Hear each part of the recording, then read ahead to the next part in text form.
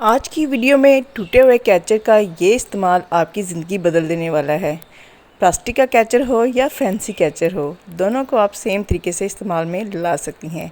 तो आज से टूटे हुए कैचर बिल्कुल नहीं फेंकने और साथ ही साथ मुंह में बनने वाले ये छालों का इलाज बताया जाएगा। और भी बहुत ज़बरदस्त टिप्स एंड ट्रिक्स इस वीडियो में हैं, तो आपने वीडियो को फुल देखना है ताकि मुकम्मल तौर पे इससे मुस्तफ़ीद हो सकें। बिस्मिल्लाहिर्रहमानिर्रहीम, अस्सलाम वालेकुम। मैं हूँ शाज़िया और आप देख रहे हैं शाज़िया अवैर। आज की टिप नंबर 1 में मैं शेयर करूंगी कि जैसे अगर अचानक आपके घर मेहमान आ जाते हैं और आपके पास तकिए नहीं होते तो आप किस तरह घर में तकिए बना सकती हैं।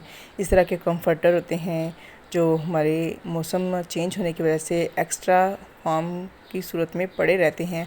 आपने सिंपल इनको फ़ोल्ड करना है और फ़ोल्ड करने के बाद आपने इस तकिए के कवर के अंदर रख देना है, क्योंकि हर बेडशीट के साथ कवर लाजमी होता है। तो आप इस तरह 2 तकिए आसानी से या ज़्यादा भी बना सकती हैं अगर आपके पास ज़्यादा बेडशीट है। आपने सिंपल इस कंफर्टर को फ़ोल्ड करके इस तकिए के अंदर एडजस्ट कर देना है। इसके अलावा आप चाहें तो सीज़न ऑफ होने पे जो कपड़े हम नहीं पहनते, जो हमारे एक्स्ट्रा में चले जाते हैं, इस्तेमाल में नहीं आते, आप उन कपड़ों को भी इन तकिया के अंदर भर सकती हैं। इससे आप आसानी से पिलो बना सकती हैं। इसके अलावा सोफ़ों पे रखने वाले जो कुशन होते हैं उनके अंदर भी आप एक्स्ट्रा कपड़ों को भर के रख सकती हैं। तो ये बहुत ज़बरदस्त टिप है। एक तो कपड़े खाने लग जाते हैं, दूसरे ज़बरदस्त से पिलो और कुशन भी आपके घर में ही रेडी हो जाते हैं। और ये इतने नरम बनते हैं कि आप जब इसको अपने सर के नीचे रख के सोएंगी तो आपको बड़ी पुरस्कून नींद आएगी। तो लाजमी इस टिप को ट्राई करिएगा। जब तक मैं कर रही हूँ इसको एडजस्ट, मेरी अपनी ऑडियंस से रिक्वेस्ट है, अगर आप मेरे चैनल पे नए हैं और अभी तक आपने मेरे चैनल को सब्सक्राइब नहीं किया तो आप चैनल को सब्सक्राइब करने के साथ साथ बेल आइकन को भी लाजमी हिट कर दें, ताकि आपको इस तरह की नई वीडियो मिलती रहें और आप इसी तरह नई नई चीज़ें मुझसे सीखती रहें। नेक्स्ट टिप में मैं आपके साथ शेयर करने वाली हूँ, अगर आपके मुंह में छाले बन जाते हैं, ये अमूमन क्या होता है गर्मी की वजह से बनते हैं। तो अगर आपके मुंह में किसी वजह से छाले बन जाते हैं तो आपने बेकिंग सोडा कॉटन बड पे लगा के इन छालों पे लगा देना है, आपको वाजिया फ़र्क नज़र आएगा। अगर आप भी चाहती हैं आप चावल बनाएं और आपका चावल खिला खिला बने, तो आपने चावल पकाने से पहले इसको आधा घंटा या घंटा पहले इसे भिगो देना है। जब आप इसको आधा घंटा एक घंटा पहले भिगोएंगी तो उसके बाद जब आप चावल बनाएंगी तो चावल जो हैं बहुत ज़्यादा लंबे बनेंगे और एक एक दाना जो है खिला खिला निखरा निखरा बनेगा। अगर आप चावल बॉईल कर रही हैं तो पानी को बॉईल करने से पहले उसके अंदर आपने घी और नमक डाल लेना है, इससे चावलों का टेस्ट डबल हो जाता है। अब मैं आपके साथ शेयर करूंगी मौसम जैसे कि नमी वाला है, कभी बारिश हो जाती है, कभी मौसम हो जाता है गर्म। अगर नमी वाले मौसम में आपने कपड़े खुश करने हैं तो आप किस तरीके से जल्दी अपने कपड़ों को ड्राई कर सकती हैं। ये अभी मेरे पास सॉक्स है जो कि गीली है, इसको मुझे ड्राई करना है तो मैं किस तरीके से ड्राई कर सकती हूँ। आपने हेयर ड्राई लेना है और इसको सिंपल आपने सॉक्स के ऊपर कुछ इस तरीके से चढ़ा देना है। आप ड्राई को कर देना है ऑन, सिर्फ चंद सेकंड लगेंगे और आपकी जो सॉक्स है वो ड्राई हो जाएगी।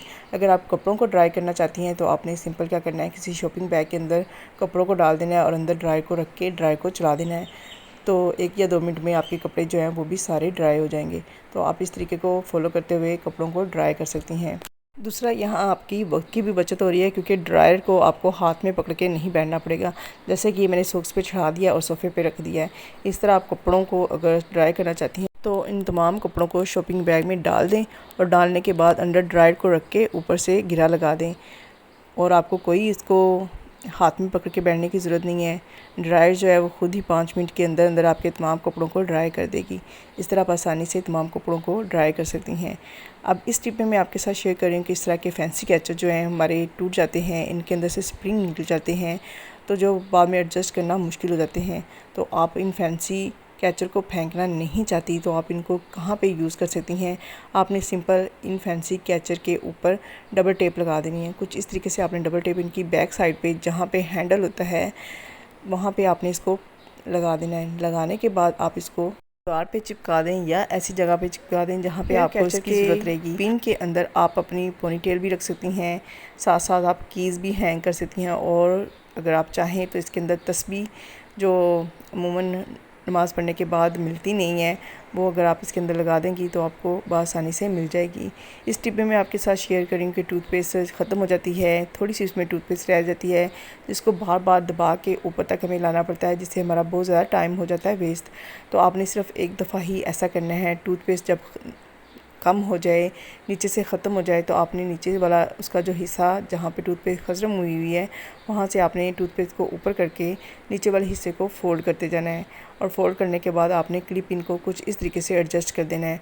अब आप हल्का सा जब पिन को या क्लिप को प्रेस करेंगी तो टूथपेस्ट आसानी से निकल आएगी। आपको बार बार नीचे से ऊपर दबा के टूथपेस्ट को निकालना नहीं पड़ेगा।